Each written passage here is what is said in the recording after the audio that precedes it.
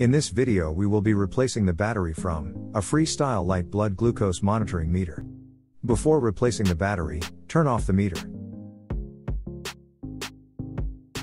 Turn the meter over and press the battery cover clip to release the cover from the meter. Push the battery toward the bottom of the meter to remove it. Remove the old battery and replace with a 3V CR2032 or DL2032 coin cell battery.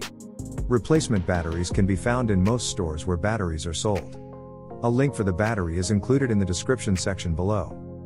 With the positive side facing up, place the battery in the compartment and push it down. Once the battery is in the correct location, it will snap itself in place. To close, angle the battery cover back onto the meter and snap into place. If you put the new battery in the meter within 60 seconds of taking the old battery out, the meter saves all your settings and results. Thanks for watching.